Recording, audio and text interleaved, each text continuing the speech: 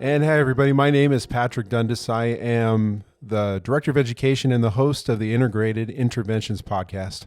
And today joining us are Brian Applegate and Joshua Westby. Brian is a coordinator for Integrated Interventions, and Joshua is the Director of Therapeutic Services. Welcome, guys. Thank you for joining us. Thanks, Patrick. Thank you. Well, today we're going to be talking about treatment and career paths within treatment. And that's a really interesting thing about the people that work for Integrated is that their pathways into this career field are varying. And I'll start with you, Joshua, because kind of right out of school, you jumped into working in the treatment world. Can you give us a little bit of background of what kind of led you here?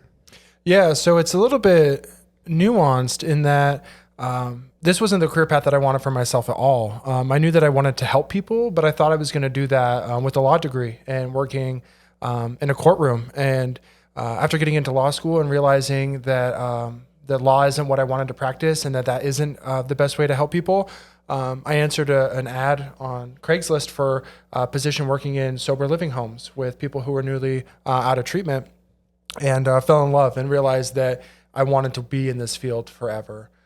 But yeah, definitely stumbled into it. I didn't know going into school that it's what I wanted until I kind of found it. Brian, tell us a little bit about your pathway into this field. Yeah, so I guess I've always kind of been drawn to helping professions. So, in the past I had thought firefighter, police officer, those kind of the obvious ones. And for whatever reason, social work was never really on my radar. And I'd been working other jobs and just wasn't satisfied. And I responded to an ad here at Integrated as a mentor and thought that maybe I could help by sharing some of my skills and interests.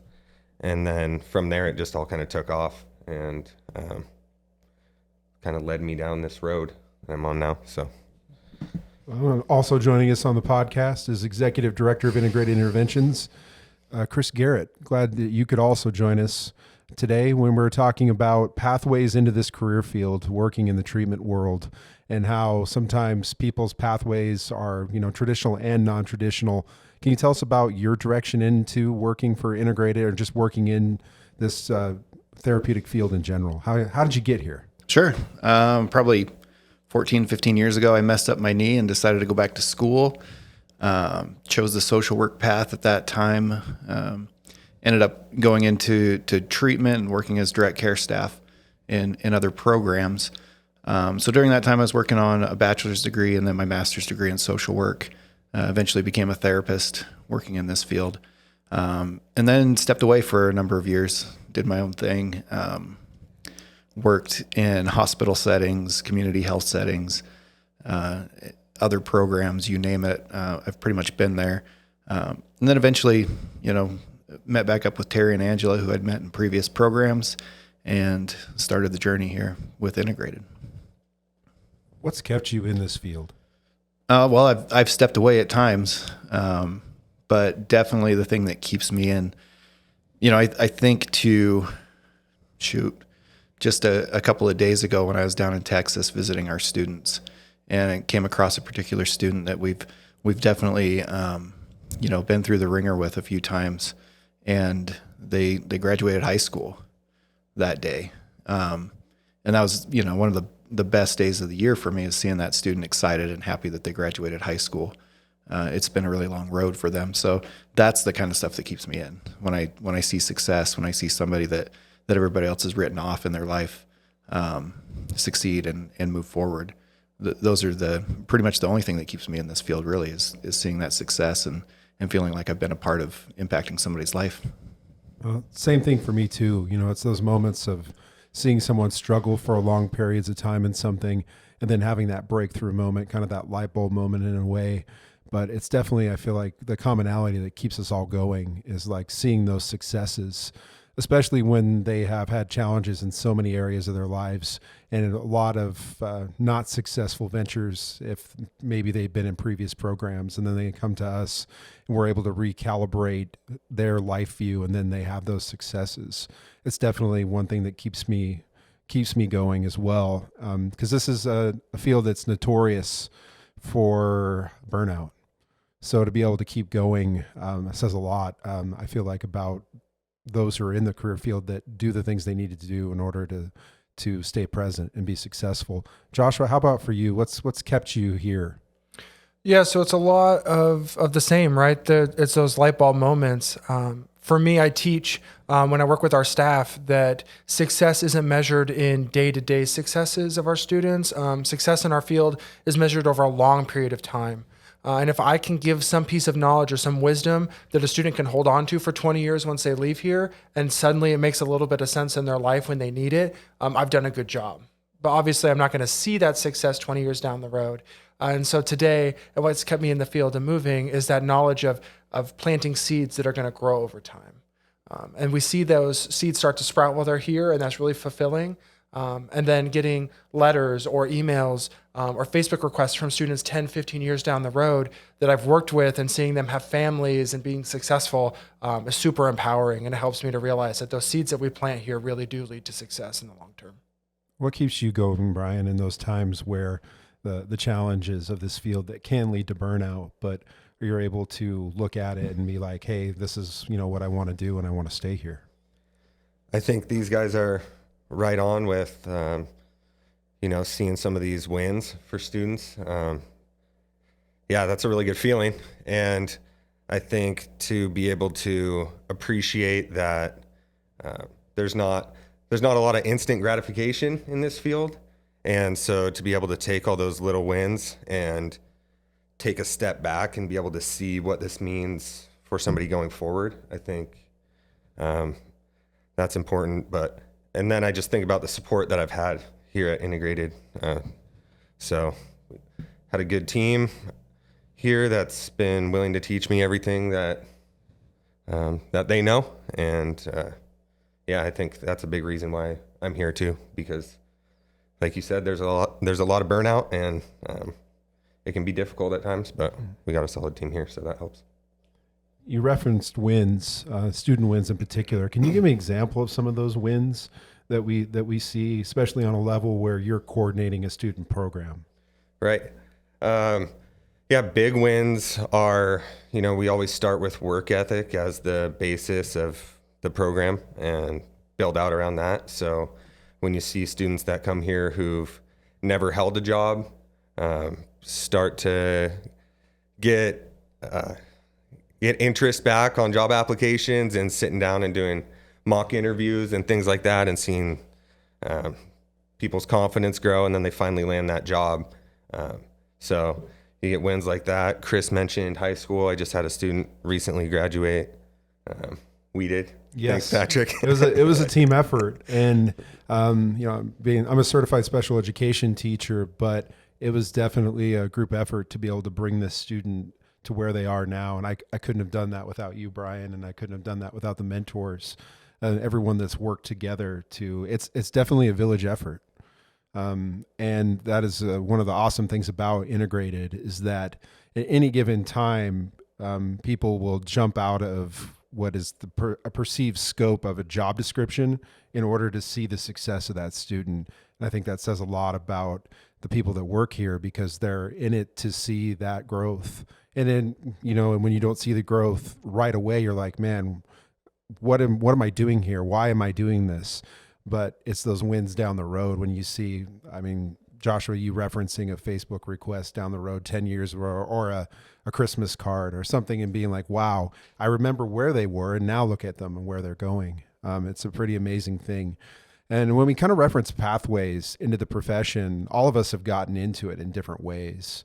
With mine being an education background, and you guys being more of a, therapeutic in terms of therapy, and the social work side of things. What are the various pathways? We'll start with you, Chris, so that someone can get into this field.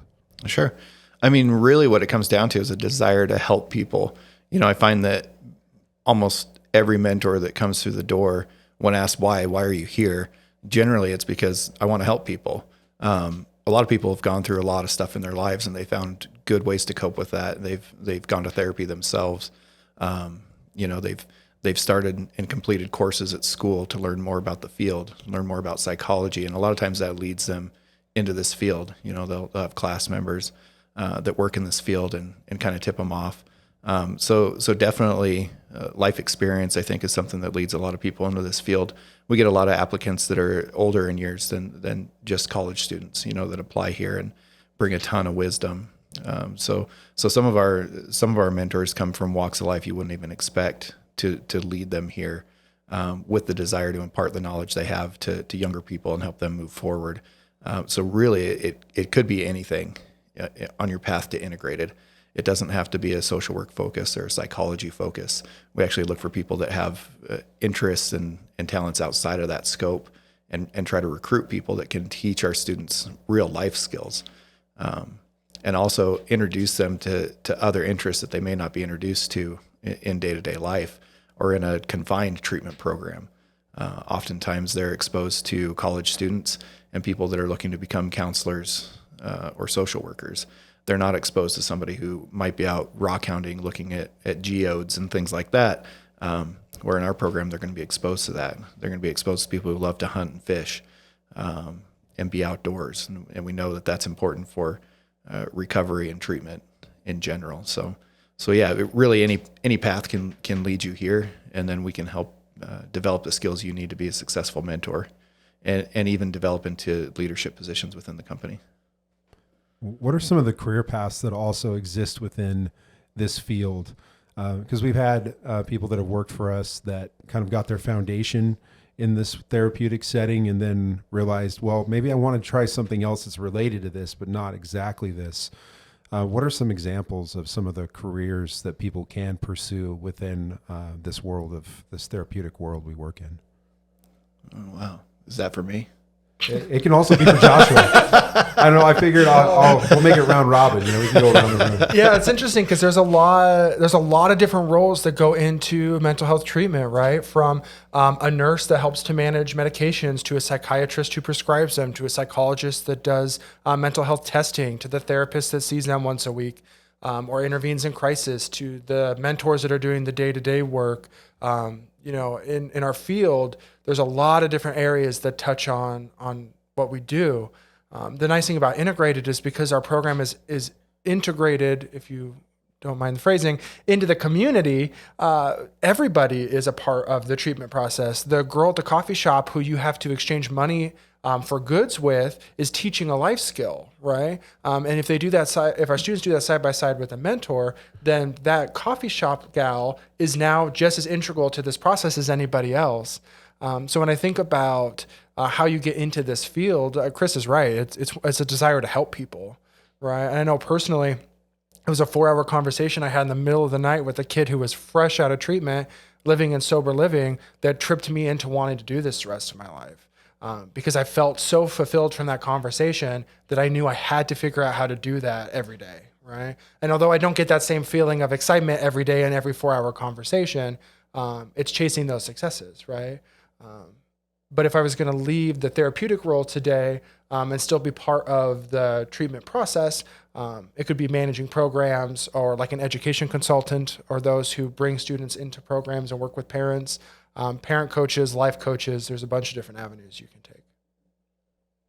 And for you, Brian, I know that once you started this position, you realized that you wanted to go back to school to kind of work towards being able to have the education that to back up your career aspirations. What have you learned thus far that you feel really applies towards that educational process? Because you're gaining a lot of on the fly skills in your daily job. I feel like really kind of help probably inform your educational journey as well. Yeah, the nice thing about working at Integrated and going to school at the same time is that I didn't have to open my books very often. I was able to complete most of my assignments just based on experience. So it definitely helps being here. And like I said, I've received a ton of training here, and it all applies directly to school. So, yeah, I'm interested to take some of these higher level classes and maybe crack into the book and see what I get out of it. But so far, it's been pretty easy. So I like to impress my professors because we'll fill out documents and as a part of class, and they'll say like, "This is a professional quality document. Like, we're really impressed by this." And like, yeah, I do 20 of these a week. Like, it should be professional. So. And Brian brings up a good point too. With integrated in our continued training, all of our directors have taught at the collegiate level one way or another. And when we teach trainings to our staff for 2 hours every week, we're integrating a lot of the real world college education into our training.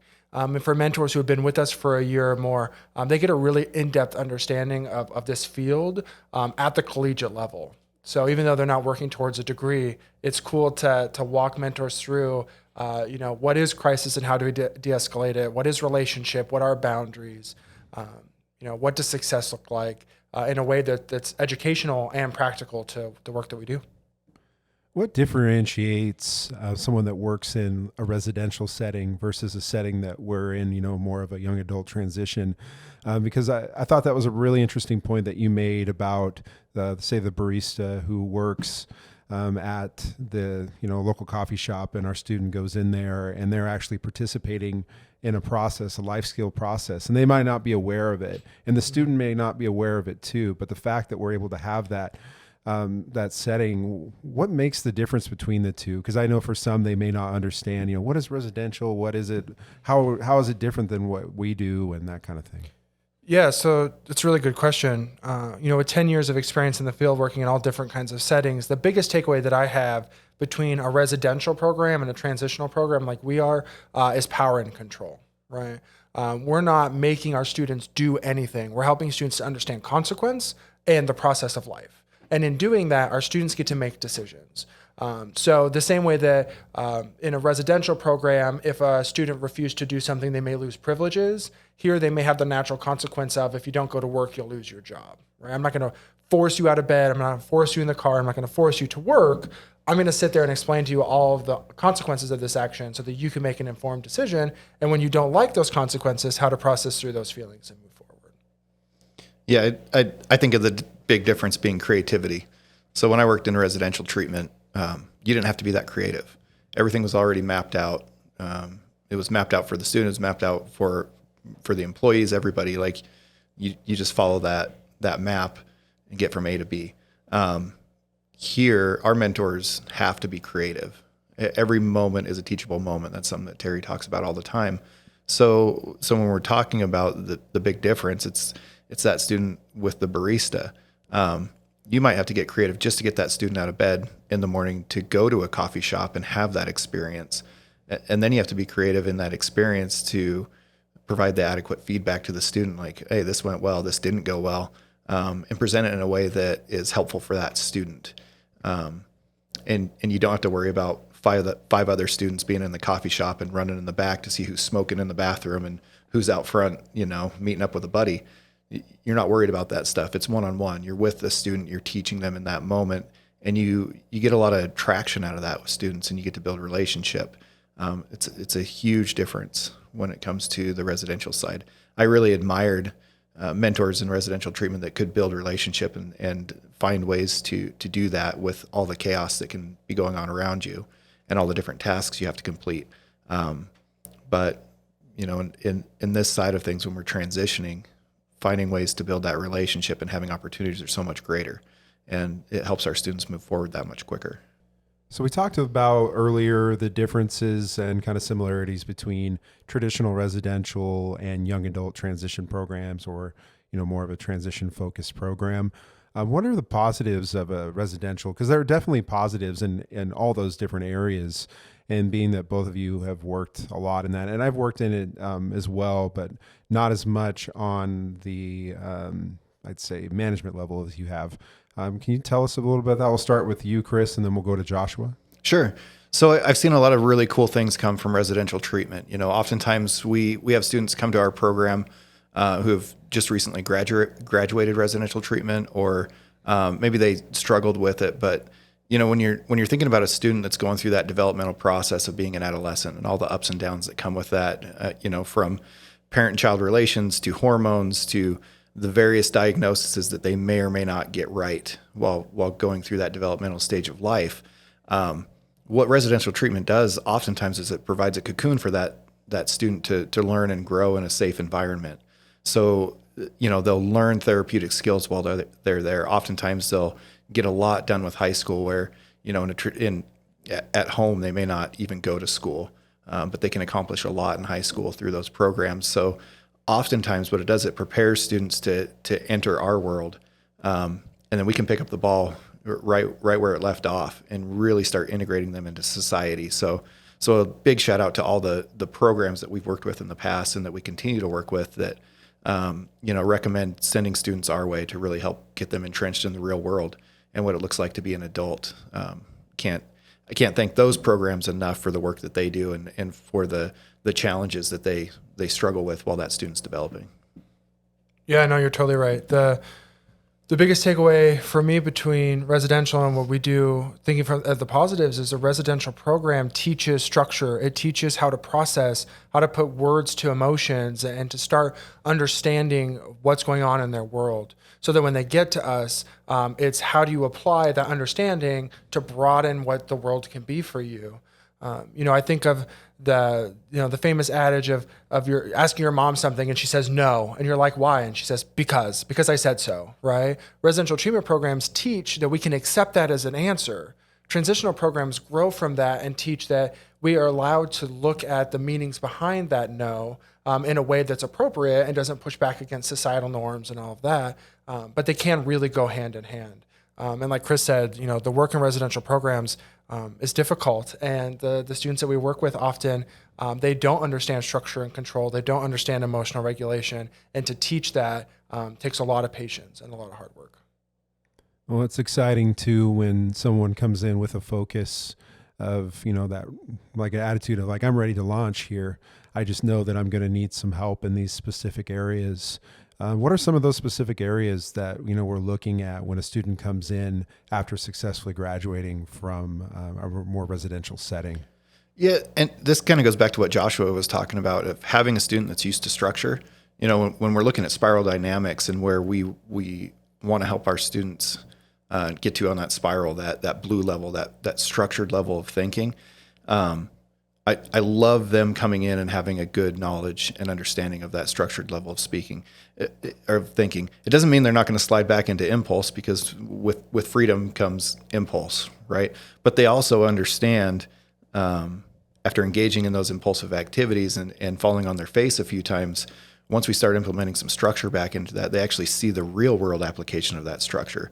I'm not just doing this because the program's telling me to. I'm actually seeing that if I put in 5 applications this week, I'm going to get 2 callbacks and I might get 1 job, as opposed to I'm just going to go out there and shout on the street corner that I want a job and see what happens. It doesn't work. So it's an application of the things that they've already learned, and we can take that in real time and help them move along that spiral, get into the structured thinking, and even push into that upper level, that 5 level of thinking where they're implementing the structure now themselves. They're engaging in it, not because the program said it's a good idea. They're actually seeing real world benefits from doing that. They're starting to get a paycheck. They're starting to want to work so they can get a paycheck. They're paying for their own food. For the first time, mom and dad aren't buying their meals. They're doing it themselves. So it really helps slide them into those upper levels of functioning that we're striving to push them into and work with them to get into. And once they're there, they don't need us anymore. So we can be the last stop. And we want to be the last stop on that program journey. So when they leave us, they're doing these things for themselves and not for their parents, not for us, not for anybody else in their lives other than for themselves and moving forward. Yeah, and having dedicated coordinators that work with students helps a young adult as they're transitioning from residential into our program to have the structure in the beginning and that support that can be backed off over time so that the student starts to take the wheel themselves. Our coordinators aren't emotionally engaged with our students the way that a parent would. So there's less emotional connection there. There's less weight in what we do, or the weight that we put on our students for their successes or failures. And because of that, we get to be impartial in the work that we do with our students and help them to make decisions without that fear of, if I fail, you're going to be upset with me, right? And so our coordinators work really hard with students, especially that are coming right out of residential program, to establish what those boundaries look like for themselves, so they can start to define that and build a life that's going to be sustainable over the long haul, so that they can utilize that structure that they build for themselves without the need of any program. And as Chris said, that helps so that we're the last stop, so students can go off from here and be successful. Brian, as a coordinator, what part does structure play? I mean, Joshua and Chris have done a great job of kind of illustrating the importance of structure, but then it comes to that implementation piece within the coordinator responsibilities.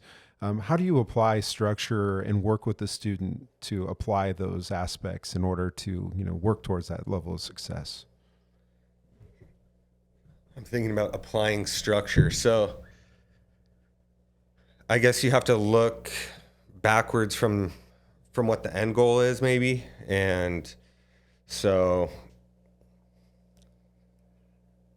I don't know. I don't have Use a a good real answer world for it. example. You have a couple of good real world examples.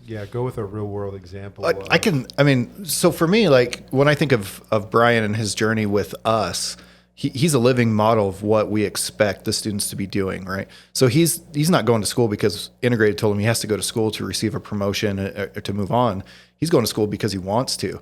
We gave him a promotion before we even had an idea that we were going to, continue to encourage this process with school and help and foster that. He's putting things into his life that are going to help him reach this end goal. He can use his path and his trajectory to help teach students. And I'm sure he's fallen on his face a few times and can use those examples too, just like Joshua and I. And there's multiple times, I dropped out of school at least 3 times, maybe 4, before something stuck. When it comes to college, I worked multiple jobs before entering this field, testing out the waters and seeing what worked for me. And in some cases failed miserably, in other cases was successful, but didn't like it. It didn't fulfill what I wanted. So really, when I think of Brian and his journey, he's a living example of what we're teaching our students. And having a mentor who's on that same path is invaluable to our students. It's what'll stick. It's not coming in and talking to Joshua and I about their feelings every day. That can be helpful in the moment. It can be helpful down the road when they're managing emotions. But when looking at somebody and working with somebody on a day-to-day basis that's going through the same processes is super helpful for that student's development. So that's what I think of when I think of Brian and our other coordinators. No, that is a really good example, because all of us at one point or another have fallen on our face and have had to learn things the hard way. But we've also had great social supports in order to help prop us up. And in some cases, some of the young adults we work with have not had that same level of support. And so when they fall down, they're not sure about how to get up and what that looks like. And so we have a lot of people that are, I feel like, qualified in terms of life journey in order to kind of give that direction and to say, hey, we don't have to just stay down. Let's get up, dust ourselves off, and let's find another way to get there. And that's one of the cool things about this position that I've always found to be really fulfilling. Yeah, and you're right. You touch on a couple of pieces when we talk about what makes a good mentor, what makes somebody appropriate for this field, right? The first one is wanting to help people. We've talked about that. The second part is realizing that this is a dynamic field. You can't memorize the answers and then use the answers the rest of your life. You have to always be prepared to learn more, to change up the way you're doing things, to utilize new information. And that's key to the work that we do. And if we get somebody in the door that wants to help people and wants to learn, the sky's the limit, right? And as Chris has said, Brian's an awesome example of that, where it's always, here's where I'm at, what can I do now? And giving that feedback, applying it, and then learning the lessons through it. Yeah, you may fall on your face, but it's a lot more supportive when you're doing that with the team and the ability to process through than if you go out into the world and try to do it yourself, which is the same thing that we do with our students here in the program. This job is definitely a continuing education of its own. Always. Even beyond that, 2 hours of training that mentors receive on a weekly basis, which I think is also really worth noting, because I can't think of another job that I've had where I've had that much continuing education by people who are professionals in this field and a wide variety of levels. What was kind of the thought process behind that, of wanting to have such a level of continuing education on a weekly basis, Chris? It's definitely driven by Terry and Angela and their years of experience in treatment and working in other treatment settings. They wanted a culture, at least on the employee standpoint, of just continuing to learn, continuing education, continuing treatment education, so that they can continue to pass that on to students. It's probably the most important thing. When I came on about a little over 3 years ago, when Terry approached me, his biggest focus was, we need to be training every day. Every moment is a training opportunity with our staff, with our students, with each other. And there's still things that I learn from Terry and Angela. There's things I learned from Joshua. There's things that I learned from all of our coordinators, because they all come from different places in life. And every time I pick up something new, I can then apply that to everybody else, and I can train our mentors that are fresh in the field on these things that maybe I hadn't seen it before in my experience. Maybe I hadn't seen it in a certain way, and we get that feedback. So I love the collaboration that we have at Integrated. And I value it very highly. From feedback that I get from a mentor that's been on for a week, that can be super helpful in training all of our staff. So for all of us, it's just super important to be open to that feedback and open to implementing new training strategies, new training topics, and keeping it fresh for our employees. So. And the fact that everybody sees things just a little differently, I think being able to bring in a wide variety of viewpoints and being able to see things through a different lens has been a huge part, I think, to the success that we experience here. Because, you can be so close to something, having worked in a field for so long, but then you have someone come with a set of fresh eyes, and that offers a new viewpoint, I think, for growth and change. And so I'm just a big fan of the continuing education piece here. Yeah, and it being a collaborative approach, I think is so important. And when we talk about our students and the people who are engaged in their treatment every week, to our staff and the people who are engaged in their training every week, having it be a collaborative conversation, what went well for you this week, and let's talk about it in front of everybody so that everybody can see what went well, or the vice versa, what didn't go well. And to watch the staff come up with ideas that I would never have thought of, that were successful, that we can implement in other areas of the program, is an awesome way to utilize that training to better our program, where none of us are left feeling like we're so stuck in the mud that we don't get to see potential opportunities for growth and change. Well, I appreciate you taking the time to join us today. I think this has been a great conversation. And one of the cool things about these conversations is you kind of start in one area, and then it works its way to a wide variety of areas. And that's one of my favorite parts of these podcasts, is that you start out with this kind of narrowly defined, like, how do we get into the world of treatment? And then we're talking about kind of the continuing education and all the areas that make us, that make this company successful. But I think also from the general therapeutic mindset of what therapeutics are. And, another thing I wanted to just kind of touch on too is, there was a time in society where it was more of a stigma, that mental health was something that really people didn't talk about. And if you did talk about it, you were considered to be the one who was maybe quote unquote crazy. But that's not the case anymore. And I feel like that's something that's really growing. How do you see that from your perspectives as being providers as well, that stigma of mental health is slowly, those walls are being knocked down? But I think for myself, it's applying what I've gained from all of my clients over the past in the counseling setting, and helping new clients and students understand how prevalent it is and how normal it is to struggle. Even for myself, we can bring in our own struggles with mental health in an appropriate way to really help others deal with what they're going through. We don't understand what they're going through, but I know what it's like to be pretty depressed, you know, and I can talk about that with a student or with a mentor and help navigate their journey in dealing with those struggles, even when it comes to burnout and that sort of thing. Normalizing it and helping people understand that we're all dealing with it, and there's lots of really good ways to cope and deal with these things, can really help set them up for future success in the field, knowing that, hey, I can be depressed and still exceed expectations in this field. I just need to work on my stuff as well. And that's an important part of those trainings that we do each week. It's not just to educate our mentors about what their students are going through. It might be to help them with what they're going through so they can be the best mentor they can be when they're on shift and working with our students. It's super important. We're all dealing with it.